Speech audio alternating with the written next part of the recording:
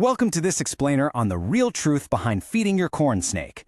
Look, if you're a keeper, you already know diet is everything. But here's the massive plot twist that nobody puts in the headlines. The biggest danger to your corn snake's health isn't starvation. It's actually their amazing, unstoppable appetite. Today, we're breaking down the exact science of sizing, schedules, and the silent threat of obesity.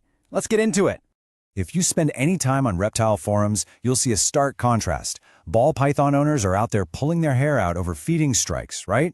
Because a ball python is basically a food-refusing specialist. They're literally wired for seasonal fasting and need constant motivation. But your corn snake? No way. They are voracious, opportunistic predators. They're going to eat almost every single time with zero drama, which means your real challenge as a keeper is actually practicing strict restraint, not begging them to eat. Section 1. The reliable eater problem. Because corn snakes almost never voluntarily refuse food unless they're in a shit cycle, well-meaning keepers naturally assume a fast strike means the snake is still hungry. So what do? They overfeed them. And the grim result here is fatty liver disease, or hepatic lipidosis. This is a super serious, life-threatening condition that kicks in when excess dietary fat simply overwhelms the snake's liver. It builds up as these invisible internal fat deposits over months, severely shortening their lifespan. Section 2. Choosing the perfect prey. So, corn snakes are obligate carnivores, and they thrive entirely on frozen and thawed mice. Unlike ball pythons that absolutely must graduate to rats as they get bigger, corn snakes never need rats. Think about it. A well-fed, mature adult corn snake tops out around 900 to 1,200 grams. That fits perfectly within the nutritional profile of an adult mouse. Rats are just way too large, far too high in fat, and will absolutely trigger that fast track to obesity we just talked about. Say no to the rat. When it comes to picking the right mouse out of the freezer, your classic visual benchmark is the 1.5x diameter rule. You want to make sure that prey item is never wider than 1.5 times the widest part of your snake's mid-body. When they swallow it, you should see a slight, healthy oval lump that completely vanishes within 48 hours.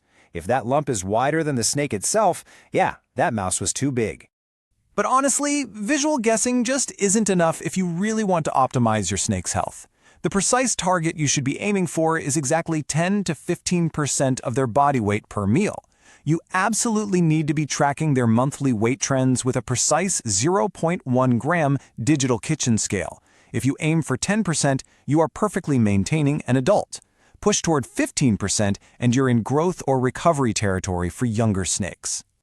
This breakdown right here is an absolute game changer. It tells you exactly when to upgrade your feeder mice from newborn pinkies all the way up to jumbo adults. And notice that the progression is based strictly on weight milestones, not age.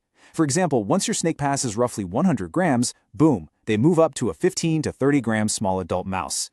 Rushing these transitions causes chronic overfeeding, while delaying them stunts their nutrition. Seriously, let the scale dictate the menu. Section 3. Prey sizing and schedules. Okay, this completely flips the common advice you see floating around beginner forums.